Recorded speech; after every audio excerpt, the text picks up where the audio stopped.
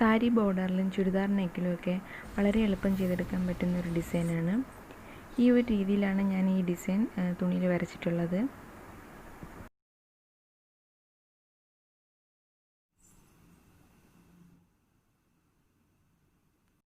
ഒരേ പാറ്റേണിൽ വരുന്ന ഡാർക്കും ലൈറ്റും ആയിട്ടുള്ള ഒരു കളറാണ് എടുത്തിട്ടുള്ളത്. പിന്നെ ഇതിൽ ബ്ലൂ കളറും കൊടുക്കുന്നുണ്ട്.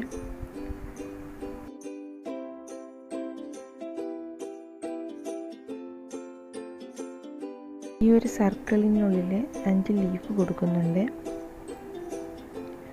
5 ലീഫാണ് ഈ ഒരു ഫ്ലവർ ചെയ്തെടുക്കാൻ വേണ്ടി വേണ്ടത്.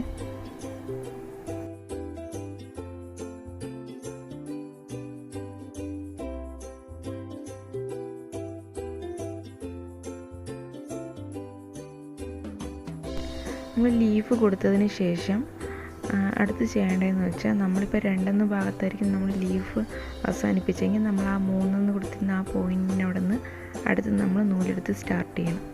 എന്നിട്ട് ഇതുപോലെ നമ്മളിപ്പോൾ 1-ൽ നിന്നും 2-ലോട്ടും 2-ൽ നിന്നും 3-ലോട്ടും നമ്മൾ ഓരോ ലീഫ് വിട്ട് വേണം നമ്മൾ ഇതിൽ നൂല് അതിൻ്റെ ഉള്ളിലോട്ട് കൊടുക്കാൻ വേണ്ടി. ഇതിൻ്റെ ആ ഗ്യാപ്പ് വഴിയാണ് നമ്മൾ ഈ നൂലെടുക്കേണ്ടത്. അതും ഒന്ന് വിട്ട് അടുത്തതിലോട്ട് നൂലെടുക്കണം.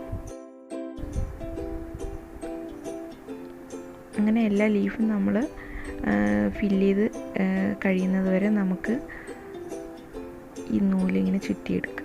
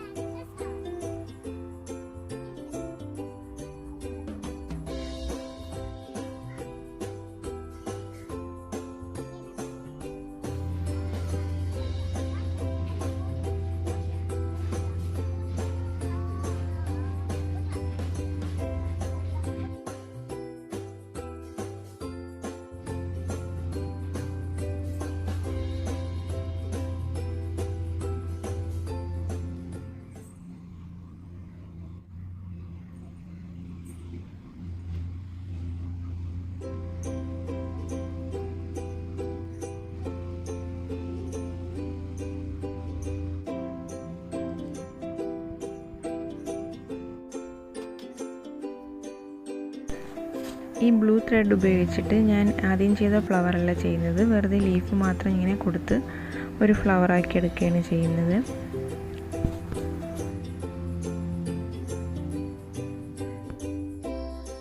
അങ്ങനെ കുറച്ച് ചെറിയ സർക്കിളുള്ള ഭാഗം ഫുള്ളും ഈ ബ്ലൂ കളറാണ് കൊടുക്കുന്നത്.